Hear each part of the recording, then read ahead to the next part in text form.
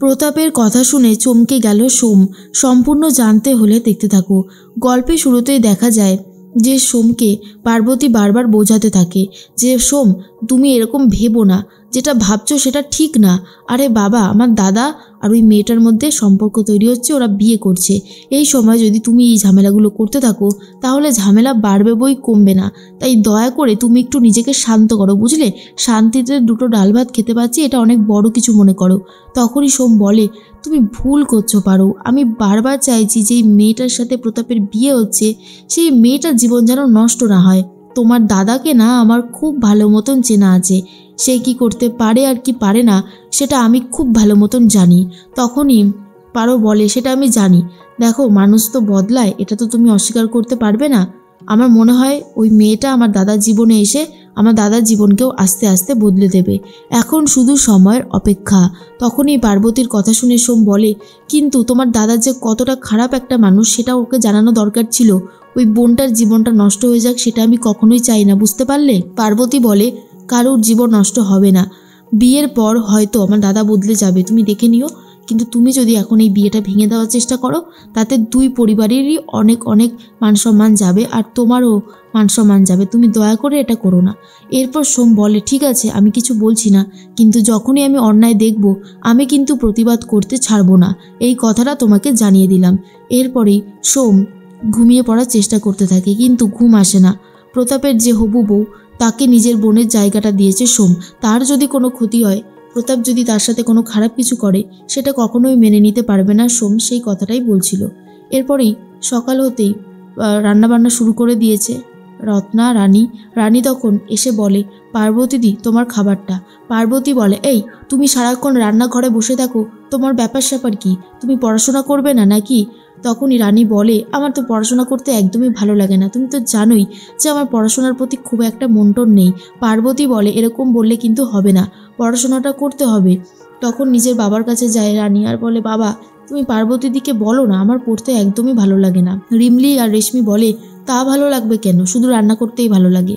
এর মধ্যেই লক্ষ্মীমা এসে গেছে। লক্ষ্মীমাকে দেখার পর পার্বতী বলে, এ কি মা, তুমি এত সকাল সকাল, সব ঠিক আছে তো? তখনই লক্ষ্মীমা বলে, আরে বাবা, ঠিক থাকবে না কেন? আজকে আমি একা আসিনি, আর একজনকে সাথে নিয়ে এসেছি, প্রতাপের হবু বউকে সাথে নিয়ে এসেছে। আর তখনই হবু বউকে দেখার পরেই চারজন খুবই খুশি হয়ে যায়, চার বোন। আর তখন সোম বলে, আরে তুমি? তার মধ্যেই তখনই সেই হবু বউ বলে, এই তো আমার দাদা, শোনো দাদা, এখন থেকে কিন্তু তোমার 4 বোন না, তোমার 5 বোন। কি ঠিক বললাম তো?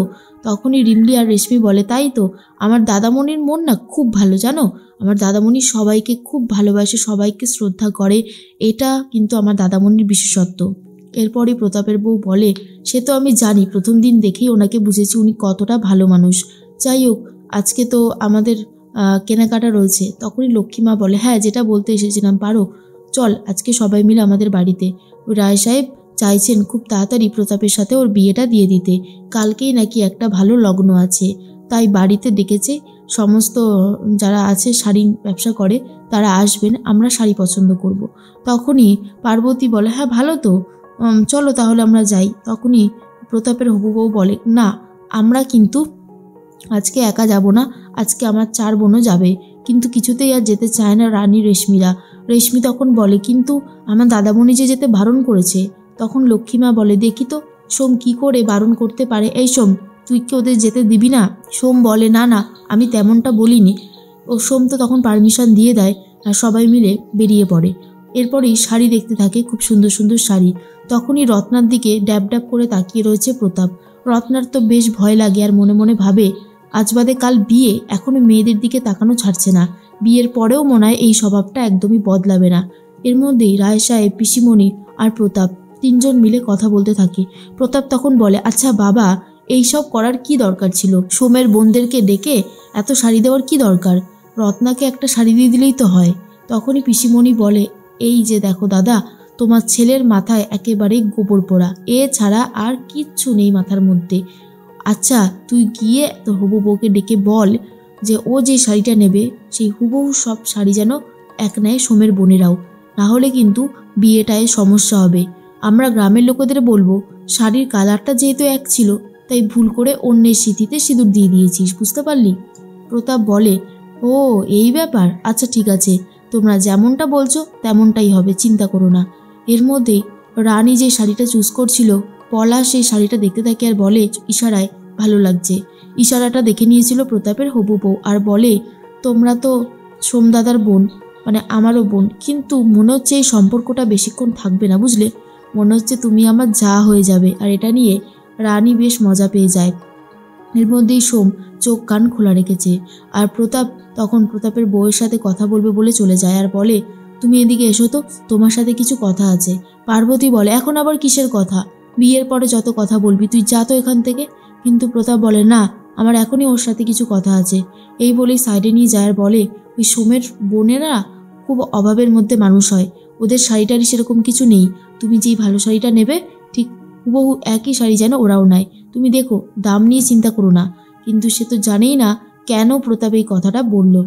এর মধ্যেই সোমের সন্দেহ বাড়তে থাকে প্রতাপের ওপর, তাই প্রতাপের ওপর নজর রেখে দিয়েছে। প্রতাপ ড্যাব ড্যাব করে রত্নার দিকেই তাকিয়ে আছে। আর এটা দেখার পর সোম ভাবে, প্রতাপের স্বভাবটা বদলায়নি। ও যদি এই বোনের সাথে কোনো খারাপ কিছু করে, ওকে আমি কিছুতেই ভালো থাকতে দেব না। এর মধ্যেই সবাই তো শাড়ি পছন্দ করতে থাকে। লক্ষ্মীমা বলে, সবকটা শাড়ি এত সুন্দর লাগছে না, সে আর কি বলবো। পার্বতী বলে, ঠিকই বলেছ মা। এর মধ্যেই সোম আর পার্বতী শাড়িটারি পছন্দ করে বাড়ি ফিরে যায়। সোম তখন বলে, পার্বতী তুমি এই শাড়িটা পরে যাবে বিয়ের কাজ করতে? পার্বতী তখন বলে, হ্যাঁ, এই শাড়িটা পরেই যাব। সোম বলে, বিয়ে বাড়িতে তো অনেক কাজ, শাড়ি পরে সামলাতে পারবে? সেরকম হলে হয় তুমি সালোয়ার কামিজ পরে নাও, তাহলেই তো হয়। সোমের কথা শুনে পার্বতী বলে, সত্যি সোম, তোমার মতন কেউ হতে পারবে না, তুমি সত্যি সবার থেকে আলাদা। মানুষের পরিস্থিতি বোঝো, মানুষকে ভালোবাসো, মানুষকে সাহায্য করো, তুমি সত্যি সবার থেকে আলাদা, তুমি সত্যি খুবই ভালো মানুষ।